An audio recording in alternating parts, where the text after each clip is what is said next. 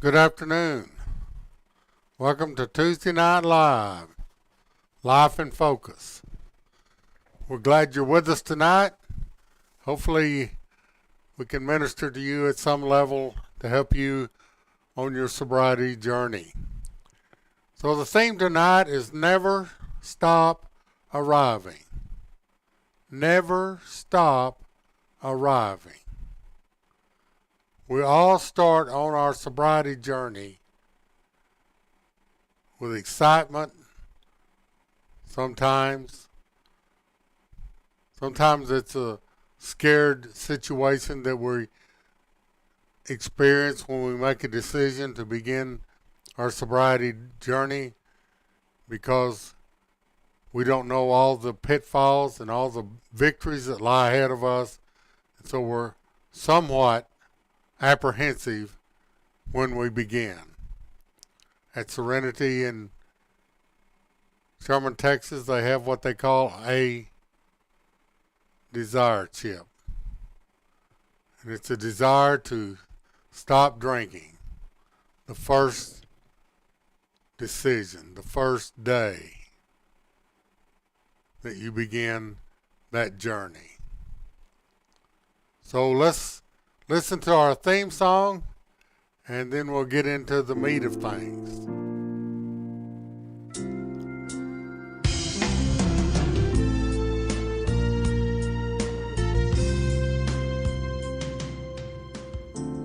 Lift the load from my shoulders,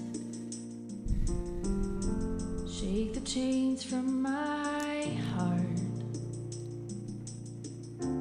Let the crushed and silent voice within declare a new start.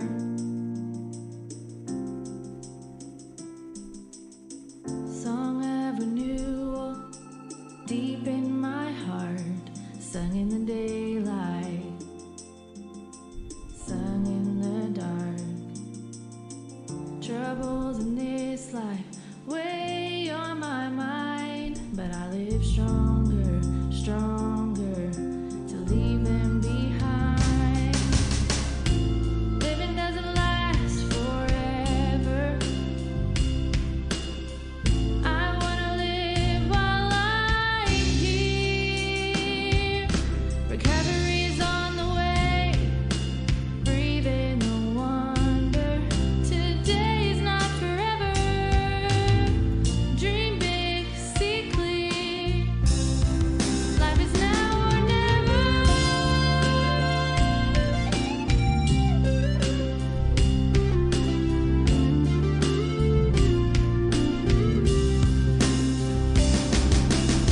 One single life, one single love, one single voice I'm flying above. Over the doubts and fears, over the wasted years, over the mountains that get in my way. This chance won't see tomorrow. I gotta live it today. Living doesn't last forever. I wanna live while I'm here. Recovery's on the way. Breathe in the wonder. Today is not forever. Dream big, see clear. Life is now or never. Now or never.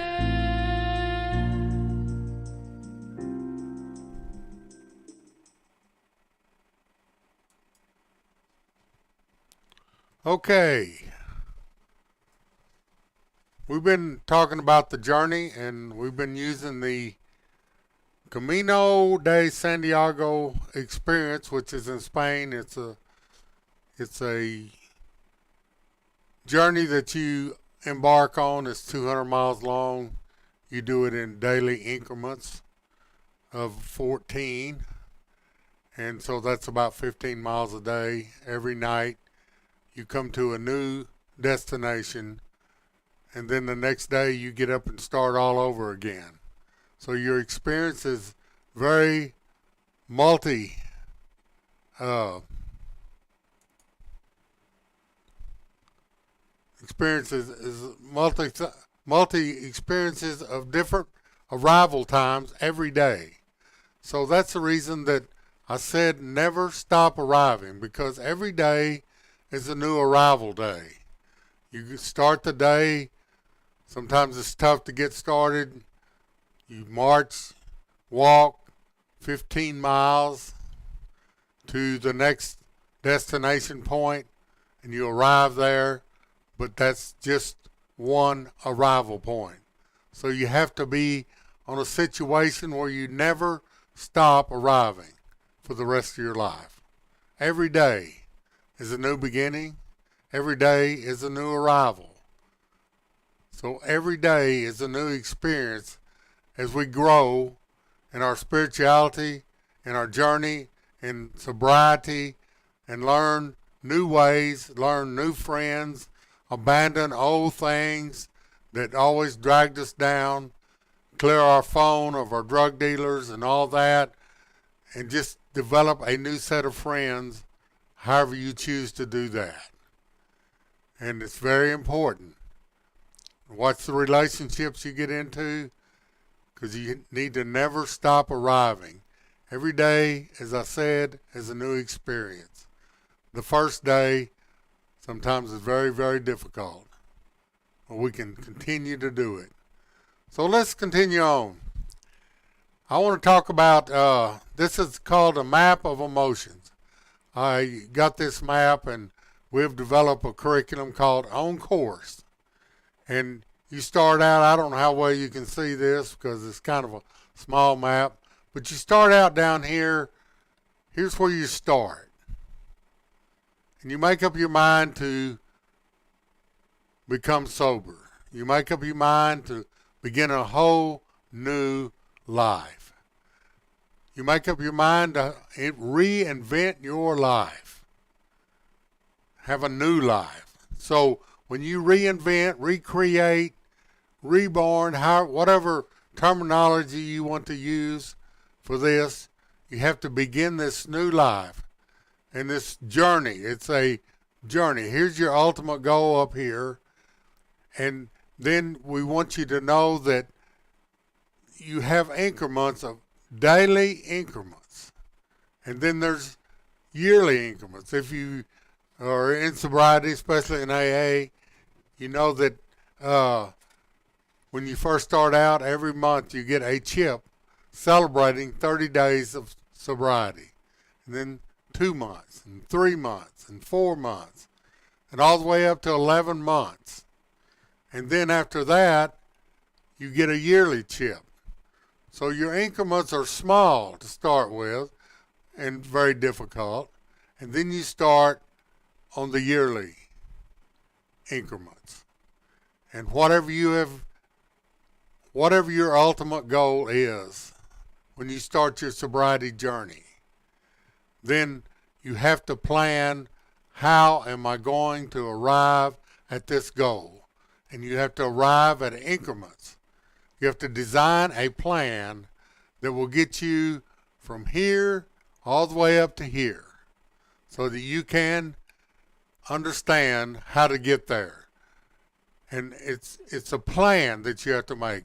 We'll sit down and help you make your plan. It's not my plan, it's your plan, so I'll only assist you. I'm not going to make your plan for you. And so AA will help you. There's a lot of people that will help you, and we're willing to also do that. So this map of emotions that we're talking about, we want you to understand that it's a journey. I use water instead of land. I went and visited a recovery college in the Netherlands, and they used land, going over mountains and stuff. But I used water because we get on this ship down here, and we start this journey in this water to get to this other destination, an arrival point. Now, while we're out on the water in our boat, storms can happen. Winds can blow. and it can blow us off course. Sometimes we run into situations where I call a lapse. If you lapse and use drugs for one day, take a couple of beers, drink some whiskey, whatever, but then you realize what you've done and you start back on course. You have to get back on course from where you were blown off of. Now, if you just keep drifting and keep continuing to be off course, we call that a relapse.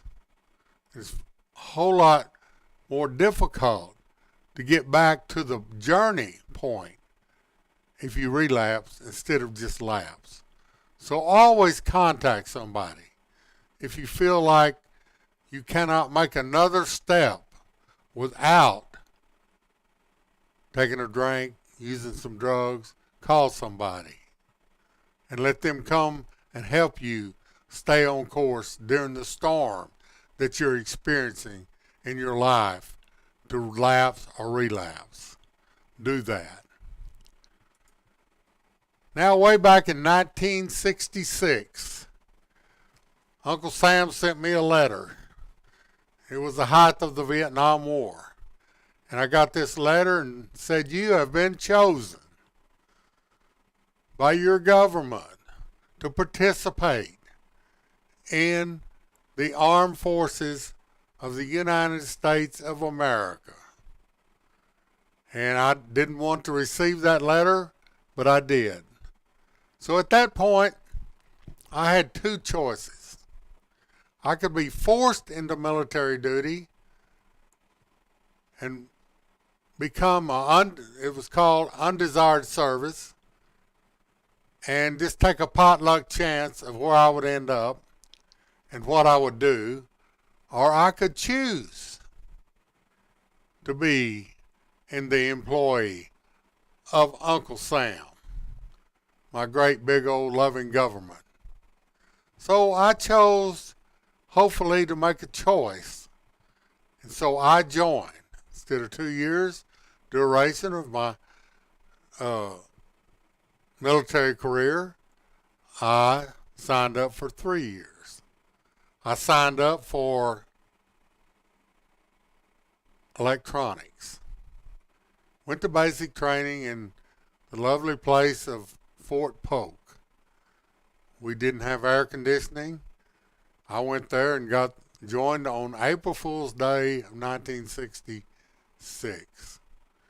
Went to Dallas, had a physical, and they took me and put me on an airplane to Fort Polk, Louisiana. As we were flying, I had never flown before in my life. Well, the airline was called Trans-Texas Airline.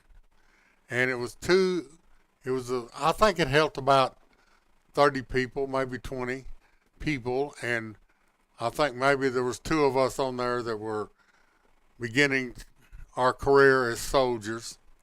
And it was nighttime. And I was sitting by the window.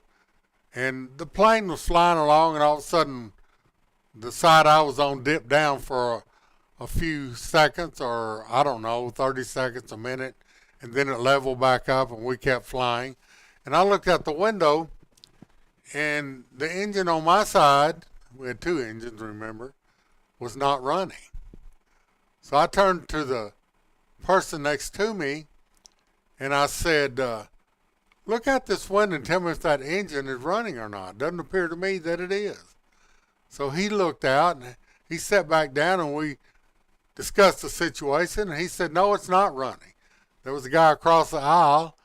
He went panic and he climbed up in our laps on his knees looking out the window. I'm trying to get him out of my lap, and he's hurting me, and he was hollering, "We're all going to die, we're all going to die." Finally, the stewardess, the person, got him back in his seat, and we landed in Waco, and then they sent another plane to take him on to Houston and the rest of us on to Fort Polk, Louisiana. We arrived there late in the evening, and they put us in barracks. So that was the beginning of my journey in the military. I had no idea what to expect. The next day, they took us down and shaved our heads and started giving us clothes and shoes. And I was very privileged because I got boots that fit my feet. A lot of the people did not. They got too narrow shoes, too wide shoes, too big shoes, too shoes that were boots that were too little. And so they spent a miserable week or two until they got some boots that would fit them. They gave me a shirt that had a 14 neck on it, dress shirt, and I wore 15, and I had to wear that shirt during basic sometimes when we had dress parades, and it was very difficult to get buttoned. So, my journey began. Had no idea of what all I was going to experience in the next 9 to 10 weeks. We were in a kind of a beginning point called the reception station for a couple of weeks, and all we did was get up and clean and put on our clothes and go outside, and the drill sergeant would tell us about what we needed to do and try to train us how to dress and all those type of things. So we did that, and then they come and got us, and I ended up in, I forget what the unit name was. There was no two-story barracks, red floors, and spit and shine. And we got all of our sheets and all of our issues. We got our rifle and all those type of things issued to us. And we were taught how to clean the rifle and get ready to begin our journey as a soldier. So when you get ready to begin your journey, sometimes we don't know. We don't know. So fast forward to about the 5th week of basic training. And I was lucky because they always told me that they're going to ask you when you get to basic training and you're in the orientation if you can drive a truck, if you have a commercial license. And if you volunteer, they will put you on a wheelbarrow and you'll be moving dirt from place to place or something. But I sat there and thought, you know, I can handle moving dirt for a day. And if I miss out on being able to drive a truck, and instead of having to walk every day, that will be a great blessing. So I raised my hand. I said, I've got a commercial license. And so they got me, took me in there, and really I got to drive a truck during basic. But before this, in the 5th week, we went on bivouac. And this bivouac started with a 20-mile march with 90 pounds on your back. And I'm sure if you've been in recovery, when you start, it feels like there's 90 pounds on your shoulders, on your back. It's a big load. It's a tough march. It's a tough march. It was hot. It was humid. And some reason or other, I only got 3/4 of a canteen of water. As we began to march, and I started at the back of the pack, and the guy in the front was walking. If you were at the back of the pack, we were single file, as you can see in the photo here. And I had to run all the time to keep up. So I worked my way up to the front. So I didn't have to spend all that extra energy running. But for some reason, I also missed, the reason I had to walk is they had a Jeep class where you were taught how to drive a Jeep because they were very prone to rolling over if you didn't know how to drive one. But they did not stamp my license that I had been through this Jeep orientation. So when I went to get the Jeep, my drill sergeant sent me up there to get the Jeep. They wouldn't let me have it. I said, well, stamp my license. And he said, I haven't got time to fool with you. And I said, but if you don't stamp it, I'm going to have to walk. He said, why don't you go tell that to the chaplain, cry on his shoulder. I don't care. That's the way a lot of people are when you begin your sobriety journey. They don't believe in you. They don't care. And they're tough on you. So it's a tough time sometimes to begin. So that's as far as we're going to get tonight. It's time to quit. And so I've got a lot more to say, and I'm not going to, it would take me probably an hour to finish up tonight. So it's time to go, okay? I hate to go. I love all of you. I'm praying for you. Those that have progressed on your journey quite a ways. Some of you just begin your journey and you're having a difficult time. Every day is a very difficult struggle to begin in the morning. Get up and say your prayer. If you don't know how to pray, just say the Lord's Prayer every morning. Get on your knees. Let God help you get ready for the day, give you strength for the day, and then every evening you can arrive and be grateful that you made it through the day sober, or that you just made it through the day and you got new friends to help you. God bless you. It's time to go.